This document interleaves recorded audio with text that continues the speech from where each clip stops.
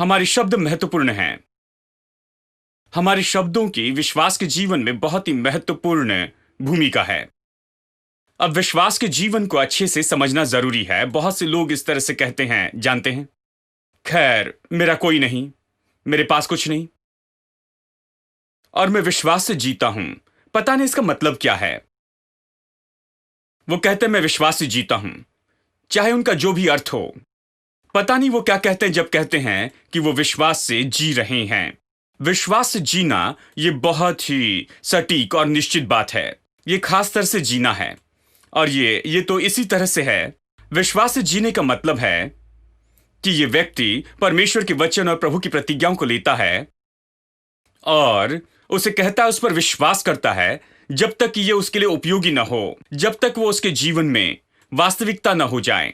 वो इसे करना जानता है कि कैसे अपने दिल में और इसे अपने मुंह में रखे, और जानता है कि कैसे परमेश्वर के वचन की प्रतिज्ञाओं को अपने जीवन में उपयोग करे। यही विश्वास का जीवन है।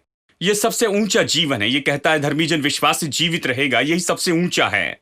विश्वास से जीने से बेहतर और कोई जीवन नहीं है। यानी विश्वास का जीवन तो वचन को समझना है, उसका उपयोग करना है कि कुछ उत्पन्न करे, क्योंकि परमेश्वर विश्वास से हम समझते हैं कि संसार परमेश्वर के वचन से बना है। विश्वास के परमेश्वर ने शब्दों का उपयोग किया कि इस संसार को बनाए जिसे हम देखते हैं। और फिर इसके बारे में अध्ययन करते हुए हमने यहां पर इसके बारे में चर्चा की, एक खास क्षेत्र विश्वास का अंगीकार। इसके बारे में बहुत से सवाल हैं, तो हमने इस बारे में चर्चा शुरू की कि विश्वास के अंगीकार का उपयोग कैसे करें, इससे हमें क्या लाभ मिलते हैं विश्वास के अंगीकार से। देखिए, मसीह लोग ऐसे हैं जो विश्वास का अंगीकार करते हैं। केवल पापों का अंगीकार नहीं करते, विश्वास का अंगीकार करते हैं। पापों का अंगीकार तो बहुत ही विख्यात बात है मसीह विश्वासियों के लिए, लेकिन सच में विश्वास का अंगीकार ऐसा है जो विश्वासियों को करते रहना है। विश्वास का अंगीकार हर समय कर सकते हैं। हम जो विश्वास करते हैं उसका अंगीकार करना है। पौलुस कहता है, हम में विश्वास का वही आत्मा है, जैसे लिखा है। हम विश्वास करते इसलिए कहते हैं। हम में विश्वास का वही आत्मा है। हम विश्वास करते और इसलिए कहते हैं। 2 कुरिन्थियों 4:13। आप जो विश्वास करते उसे कहना ही विश्वास है। सच में यह विश्वास का आत्मा है। आप जो विश्वास करते हैं उसे कहते हैं। तो हम चर्चा कर रहे थे कि इसके क्या लाभ हैं जब आप जो विश्वास करते उसे कहते हैं या विश्वास का अंगीकार करते हैं, जब आप वचन का अंगीकार करते हैं। मैंने कहा पहला लाभ है कि इसे कहने से आप विश्वास पाते हैं। विश्वास सुनने से और परमेश्वर का वचन सुनने से आता है। जैसे आप सुनते रहते हैं, निरंतर सुनते हैं, विश्वास आता है। केवल रविवार को एक बार नहीं, सभाओं में हफ्ते में एक बार, लेकिन जैसे आप इसे सुनते रहते हैं, आप खुद परमेश्वर का वचन कहते हैं, प्रभु की प्रतिज्ञाओं को कहते हैं, तो अच्छे से सुनते हैं। विश्वास ऐसे ही आता है। यह पढ़ने से नहीं आता, प्रार्थना करने से नहीं आता, यह सुनने से आता है। सुनने का मतलब आप इसे लेते, अपने मुंह में रखते, इस तरह से विश्वास आता है। दूसरी बात, देखा विश्वास कैसे हमारे मन को नया बनाता है, हमारे मन से गड़बड़ी को निकालता है, मन से सारी गड़बड़ी खाली करता है और हमारे मन को प्रभु के वचन से भरता है। कैसे गंदगी निकलती है, कैसे परमेश्वर के विचार हमारे होते हैं। आप परमेश्वर के बहुत से वचन को लेते हैं, उसे कहने लगते हैं, इससे मन में जो कुछ भी गंदगी है वो निकल जाती है, इस कहे गए ज्यादा वचन के कारण जिसका आप अंगीकार करते हैं। इस तरह अपने मन में से रखते हैं, अपने मन को आप भरते हैं। जब तक आपका मन प्रभु वचन से न भर जाए, विजय नहीं पा सकते। तीसरी बात, देखा कि कैसे विश्वास दिल को तैयार करता है। विश्वास का वचन का अंगीकार, विश्वास का अंगीकार हमारे दिल को तैयार करता। प्रभु वचन का अंगीकार दिल को तैयार करता है। दिल की तैयारी और मुंह का उत्तर परमेश्वर का है, इस तरह से बाइबल कहती है। परमेश्वर आप में और आपके द्वारा जो पाना चाहता है, यह इसे कर सकता है केवल इसके लिए आपके दिल को तैयार करने के द्वारा। प्रभु इसके लिए आपके दिल को तैयार करता है, और ये तैयारी परमेश्वर के वचन के द्वारा होती है। जिस तरह से दिल तैयार होता है, वैसे ही हमारा मन भी प्रभु वचन से तैयार होता है। चौथी बात मैंने आपको बताई थी, ये जवाब की किताब है। जब आप वो कहते हैं जो यहां पर है, प्रतिज्ञा यहां है, आप अपने सामने जवाब रखते हैं समस्या के बजाय। हम तो समस्याओं को सामने रखने में बहुत माहिर हैं, बस समस्या के बारे में कहते रहते हैं।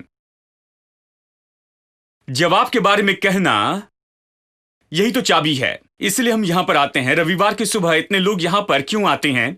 सब कुछ छोड़कर आते हैं, सब कुछ दूर रख के यात्रा करके आते हैं, दूर से आते हैं, खर्च करते हैं, इतना परिश्रम करते हैं, यहां आते हैं क्यों?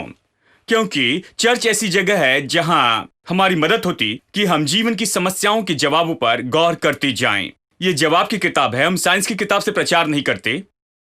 उसमें कुछ गलत नहीं है, आप इसे स्कूल और कॉलेज में पढ़ सकते हैं। यह हम बाइबल से प्रचार करते हैं।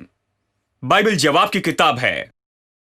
हर एक समस्या का जवाब यहां पर है, इसलिए हम यहां पर आते हैं, जवाब देखना चाहते हैं। क्योंकि हर कोई समस्या के बारे में कहता है, अखबार समस्या के बारे में कहता है, टीवी समस्या के बारे में कहती है।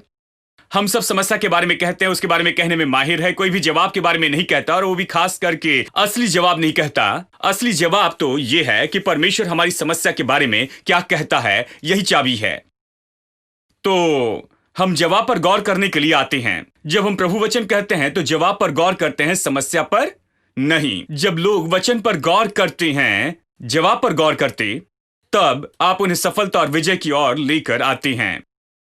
पांचवी बात मैंने बताई थी कि कैसे विश्वास का अंगीकार यह विश्वास के नियम को सक्रिय करता है। यह बहुत ही महत्वपूर्ण बात है। विश्वास का नियम, विश्वास एक नियम है। जैसे भौतिक नियम है वैसे आत्मिक नियम है, और विश्वास आत्मिक नियम है। सब कुछ नियम से काम करता है। जैसे एक भाई ने कहा, हाँ भाई, आपको सब कुछ मिला क्योंकि परमेश्वर ने आपको आशीष दी है, लेकिन मेरे लिए पता नहीं, शायद यही परमेश्वर की इच्छा है कि मैं ऐसे ही रहूं। देखिए, ये तो बहाना बना रहे हैं वो जो है उसके लिए। वो सोचते हैं परमेश्वर ने मुझ पर कृपा की और आशीष दी है किसी तरह से, और परमेश्वर ने उन पर कृपा नहीं की है, उन्हें आशीष देने का निर्णय नहीं लिया। कैसे तो भी सुबह परमेश्वर उठता और कहता है इनी मिनी माइनी मो, और यदि आप मो हैं तो ठीक है, और यदि कुछ और है तो कुछ नहीं कर पाएंगे। जानते हैं, वो सोचते जीवन ऐसी काम करता है। वो सोचते हैं बस ये इसी तरह से होता है और आप इस तरह से जैसे वहां पर हो परमेश्वर के सही ओर से, तो फिर आप इसे कर देंगे। यानी सुबह परमेश्वर उठता है और कहता है ठीक है, मैं इसे आशीष दूंगा और इसे आशीष नहीं दूंगा, इससे आशीष दूंगा लेकिन उसको आशीष नहीं दूंगा। सोचते ये ऐसे काम करता है। जीवन इस तरह से काम नहीं करता है। देखिए, परमेश्वर वहां बैठा नहीं कि निर्णय लेके किसे आशीष दे और किसे छोड़ दे हर समय, नहीं। देखिए, सब कुछ नियम पर है। चलिए भौतिक उदाहरण लेते हैं। यदि मैं इस किताब को नीचे फेंकूं, यदि इस किताब को छोड़ दूं, ये नीचे जाएगी, इसलिए कहीं से नीचे फेंक दूं, क्योंकि किसी तरह से ये उड़ेगी नहीं। आप नहीं कह सकते कि शायद कुछ किताबें उड़ती है भाई और कुछ गिरती हैं। नहीं, कोई किताब नहीं उड़ती है। यदि मैं इस किताब को छोड़ दूं तो ये नीचे गिरेगी, क्योंकि यहां पर एक नियम काम कर रहा है। ये नियम हमेशा काम करता है, चाहे मुझे पसंद हो या ना हो, या इसके बारे में मैं ना जानूं, ये काम करेगा। अगर मैं बिल्डिंग से कूदूं तो मैं नीचे जाऊंगा, ऊपर नहीं। मेरे उड़ने की संभावना नहीं है।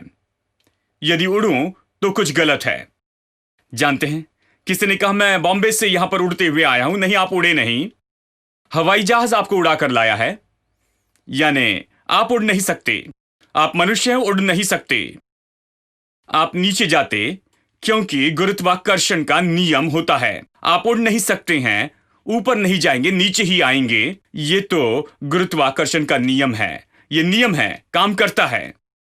यानी आत्मिक बात में भी नियम है। यहां पर विश्वास का नियम है। कुछ लोग कहते हैं खैर ये विश्वास का जीवन मेरे लिए काम नहीं करता। ये उसके जैसे जिसने सुबह उठकर टीवी ऑन किया और टीवी पर कुछ नहीं आ रहा था तो उसने टीवी कंपनी को फोन किया, आप लोगों को क्या हो गया, क्या आज आप छुट्टी पर है, क्या आज आप कुछ भी नहीं दिखा रहे हैं? उसकी इस बात के कारण लोग गुस्से में आए। इसका क्या मतलब है? हम 24 घंटे प्रसारण कर रहे हैं, अगर आपको कुछ नहीं दिख रहा है तो आप अपनी टीवी जांचें, शायद आपकी ट्यूब खराब हो गई है। जानते हैं, मैं ट्यूब के बारे में कह रहा हूं। शायद वहां पर कुछ गलत है। आप टीवी को जांच ले, टीवी को जांचे, कुछ जांच ले। हमें फोन मत कीजिए, क्योंकि हम तो 24 घंटे इसका प्रसारण जारी रखते हैं। अगर आपके बॉक्स में कुछ नहीं दिख रहा है तो आपके टेलीविजन बॉक्स सेट में कुछ न कुछ गड़बड़ी है। यहां पर कुछ गड़बड़ी नहीं, हम प्रसारण कर रहे हैं, सब लोग इसे देख रहे हैं। तो प्रभु बातें कर रहा है, सब सुन रहे हैं। तो कुछ कहते हैं प्रभु मुझसे बातें नहीं कर रहा है, परमेश्वर मेरे लिए कुछ भी नहीं कर रहा है, मैंने परमेश्वर से कोई आशीष नहीं पाई है, परमेश्वर ने मुझे आशीष नहीं दी है, किसी तरह से इसने मेरे लिए काम नहीं किया है। हाँ मेरे दोस्तों, परमेश्वर चुन नहीं रहा है कि आपको छोड़ दें, या केवल परमेश्वर ने आपको आशीष देने के लिए चुना नहीं, या दूसरों को छोड़ देता है, या फिर प्रभु दूसरों को चुनकर आपको छोड़ देता है। नहीं, ये ऐसे काम नहीं करता। ये व्यवस्था से काम करता है, जिसे हम विश्वास की व्यवस्था कहते हैं। आप विश्वास की व्यवस्था के अनुसार करिए, ये आपके लिए काम करेगा। विश्वास की व्यवस्था तो किसी के लिए भी काम करेगी। यदि मैं अपनी कार की चाबी 10 साल के बच्चे को दे दूं तो मेरी कार शुरू कर सकता है। कार उसकी ओर देखकर ये नहीं कहेगी तुम 10 साल के हो, अच्छा है कि तुम निकल जाओ। यदि उसके पास चाबी है तो शुरू होगी। ये स्त्री के लिए शुरू होगी, पुरुष के लिए शुरू होगी, बूढ़े के लिए शुरू होगी, छोटे बच्चे के लिए शुरू होगी। जो भी इस चाबी को वहां पर लगा सकता है, सही तरीके से घुमाना जानता है, तो कार शुरू होगी। देखिए, क्योंकि यह नियम से काम करती है। तो विश्वास नियम है, विश्वास निश्चय उन सभी के लिए काम करता है। आप जो भी हो मुझे पता नहीं, यह आपके लिए काम करेगा। मैं आपकी समस्या नहीं जानता, लेकिन जानता हूं यह आपके लिए काम करेगा। इसीलिए मैं विश्वास का प्रचार कर रहा हूं। यह काम करेगा। मैं विश्वास की व्यवस्था के बारे में प्रचार कर रहा हूं। मैं बता रहा हूं विश्वास कैसे काम करता है। मैं जानता हूं यह काम करेगा। अगर आप सुने, अगर आप इसे लेते हैं, परमेश्वर का वचन जो कहता है कि विश्वास की व्यवस्था किस तरह से काम करेगी, वो काम करेगी। आमेन। ठीक है, फिर छठी बात हम लोग चर्चा कर रहे हैं, कैसे परमेश्वर के वचन का अंगीकार हमारे अंदर एक चित्र बनाता है।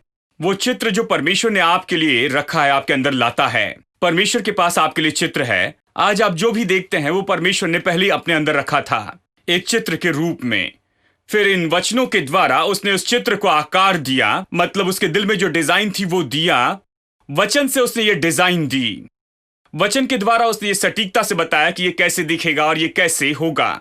यानी ये भौतिक संसार जो हमारे पास में है, ये परमेश्वर के दिल से आया। ये चित्र है जो शब्दों के द्वारा प्रकट हुआ। यीशु उसके व्यक्तित्व का प्रकट रूप है, यानी परमेश्वर का।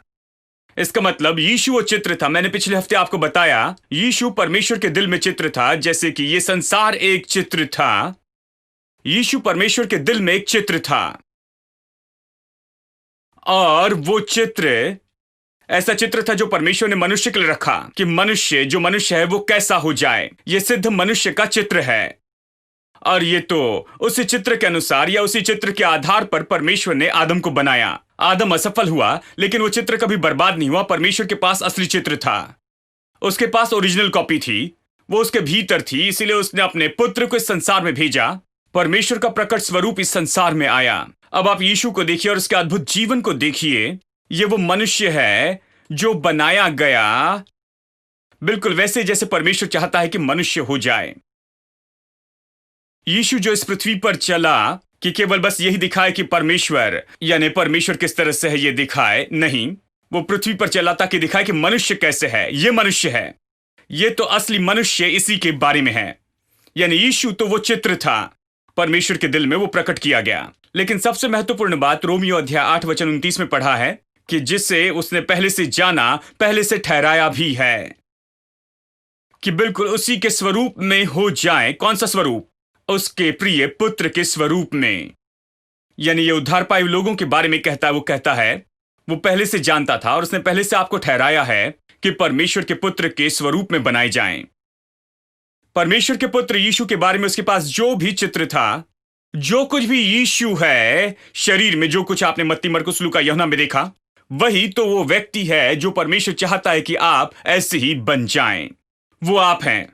जब आप देखते हैं मत्ती, मरकुस, लूका, यूहन्ना में यीशु को देखते हैं, आप हैं। ये न कहे ये यीशु है, नहीं, आप हैं। आप यीशु को देख रहे हैं। आपको बिल्कुल वैसे ही होना चाहिए। प्रभु ने आपको पहले ही ठहराया है। आपको जो उसने पहले से ठहराया है वो प्रकट हो जाए और ये वास्तविकता हो जाए इन दिनों में। यही तो परमेश्वर का लक्ष्य आपके लिए है। और ये सब कुछ कैसे हुआ, और इसलिए मैंने ये वचन का भाग पढ़ा। और देखिए, इसे हमने पहले भी बहुत बार पढ़ा है, लेकिन चलिए इसे देखते हैं। यहां पर यह विचार कि ये सब कुछ कैसे हुआ, ये चित्र कैसे बनाया गया, बताया गया। कैसे बनाया जाता, काम करता है, सब बताया गया है। ये वचन 14 में कहता है कि बोने वाला वचन बोता है। क्या ये अजीब नहीं? ये बोने के बारे में कहता है और कहता है बोने वाला वचन बोता है। अब वचन बीज के रूप में होता है जो बोने वाला लेता है और वो बोता है। हम केवल बीज बोते हैं, ठीक है, लेकिन यहां पर यह कहता है कि बोने वाला यहां पर बीज नहीं बोता है, वचन बोता है। यानी वचन बीज है। यदि वचन बीज है तो फिर अवश्य ही दिल तो ये भूमि है, ठीक है। ये यहां पर बता रहा है 4 अलग तरह की भूमि जिस पर यह बीज गिरा था। यानी वचन बीज है और अवश्य जो दिल है ये तो भूमि है। यानी अच्छी भूमि और हर तरह की भूमि है इसके बीच में। रास्ते से लेकर अच्छी भूमि तक हर तरह की भूमि यहां है। कम से कम 4 अलग भूमि यहां पर बताई गई हैं। यानी बीज तो वचन है और दिल तो भूमि है। लेकिन ध्यान दे कि कैसे ये वचन जो कि बीज है वो कैसे बोया गया। सब लोग कहे बोया गया। अब प्रभु वचन का जो बीज है वो बोया जाना चाहिए। यह ऐसे काम नहीं करेगा। बीज को अलमारी में रखे तो यह काम नहीं करेगा। यदि आप बीज को बोरों में भर कर गोदाम में रखते हैं तो यह काम नहीं करेगा। बीज तब तक काम नहीं करेगा जब तक कि यह पैकेट में होता है। बीज काम नहीं करेगा। वचन बीज है, यह तब तक काम नहीं करेगा जब तक कि लोग जो चाहे अपनी मर्जी से करते हैं। बहुत से लोग इसे लेते हैं और गले लगा लेते हैं। वो कहते बड़ी बाइबल है क्योंकि इसे गले लगा सकता हूं। ये गले लगाने से काम नहीं करेगी। कुछ लोग सुबह और शाम के समय इसे चूमते हैं। यह काम नहीं करेगा। देखिए, यह बीज है। परमेश्वर का वचन तो बीज है। यह गले लगाने से काम नहीं करता। किसान बीज को लेकर गले लगा सकता है। किसान बीज को चूम सकता है सुबह और शाम को।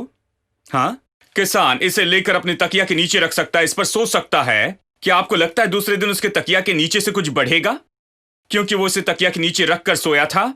परमेश्वर का वचन तो बीज है और ये इन तरीकों से काम नहीं करता है। लोगों का मकसद अच्छा होता है, मैं जानता हूं। उनका मकसद अच्छा होता है, वो अच्छे लोग हैं, इसका अर्थ जानते हैं। लेकिन मैं आपको वास्तविकता बता रहा हूं कि परमेश्वर का वचन कैसे काम करता है। वचन तो बीज है। आप इसे गले लगाते, इसे चूमते हैं, हर तरह के काम करते हैं, ये काम नहीं करेगा। और शैतान खुश है जब तक कि आप इसे गले लगाते, चूमते हैं, इसे चर्च में लेकर जाते हैं, वापस लेकर आते हैं और सुरक्षित रूप में घर में रखते हैं और हर दिन धूल साफ करते हैं और उसके सामने झुकते भी हैं। शैतान के लिए सब कुछ ठीक है। कहता है, हां, तुम इसे कर लो, ऐसे ही करते रहो। मैं चाहता हूं कि तुम व्यस्त होते जाओ, ऐसे ही बस तुम करते चले जाओ। लेकिन जब आप इसे लेते हैं, इसे बोते हैं, इसे कैसे बोते हैं?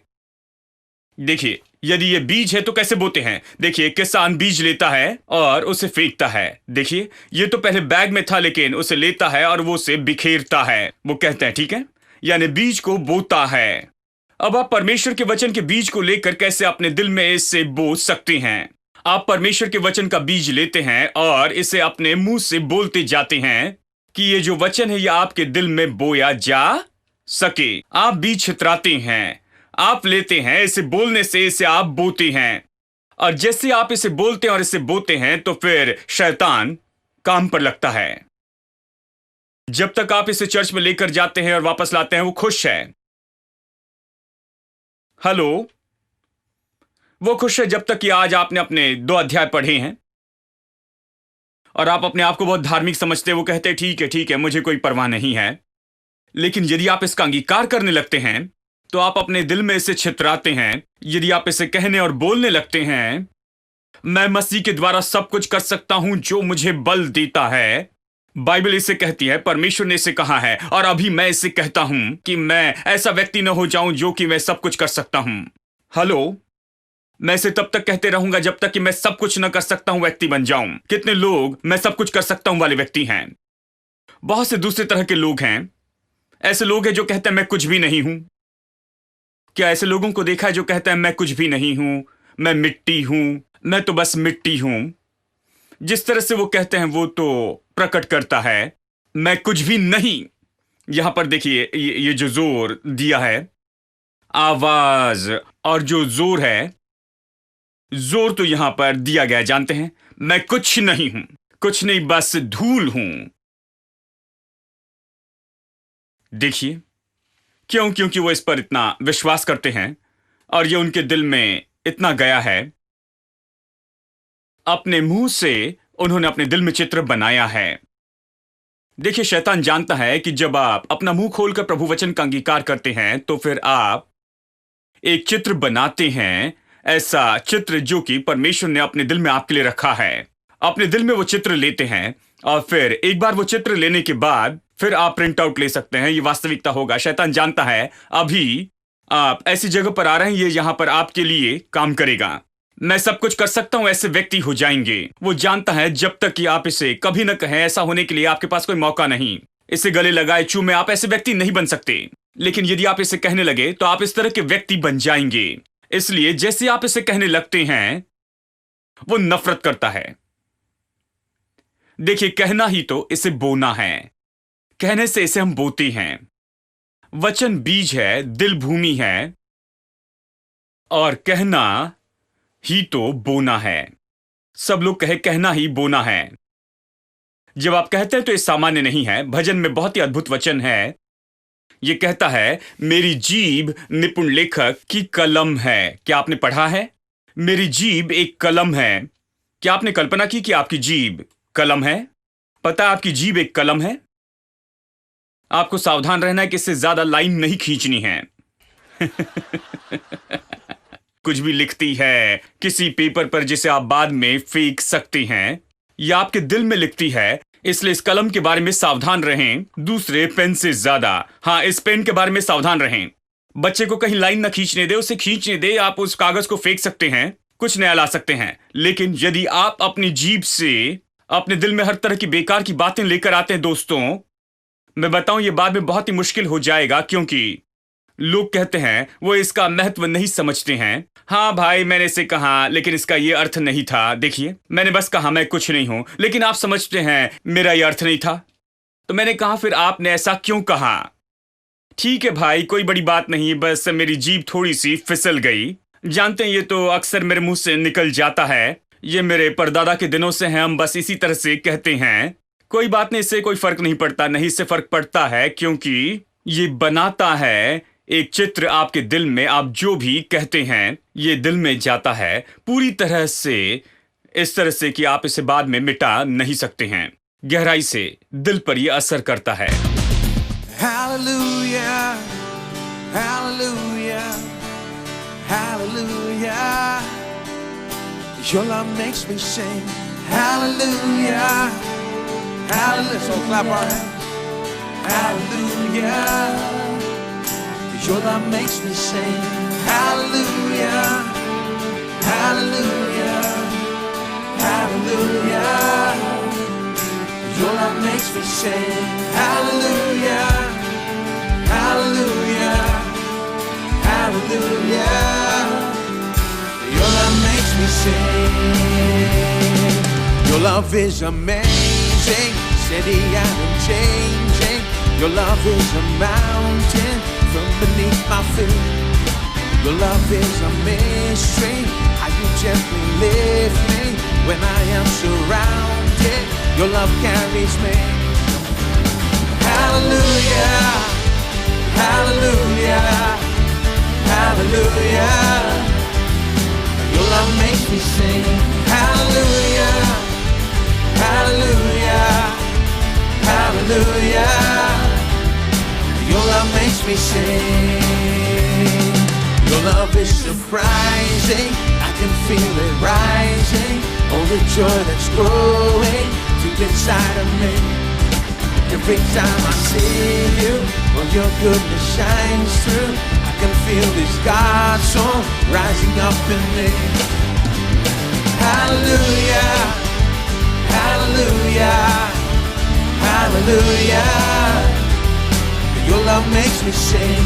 Hallelujah, hallelujah, hallelujah. See it again. Hallelujah, hallelujah, hallelujah, hallelujah. Your love makes me sing. Hallelujah, hallelujah, hallelujah.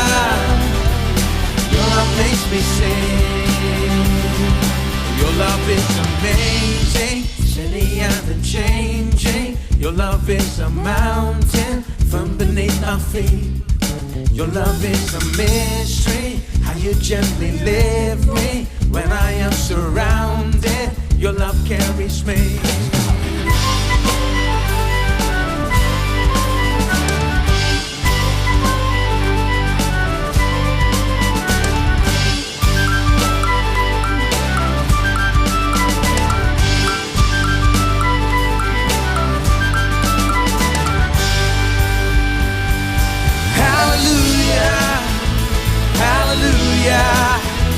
Hallelujah, your love makes me sing. Hallelujah, hallelujah, hallelujah. Your love makes me sing. Hallelujah, hallelujah, hallelujah. Everybody, your love makes me sing. Hallelujah, hallelujah, hallelujah. love makes me sing. Hallelujah, hallelujah, hallelujah. Your love makes me sing. Hallelujah, hallelujah, hallelujah. Your love makes me sing.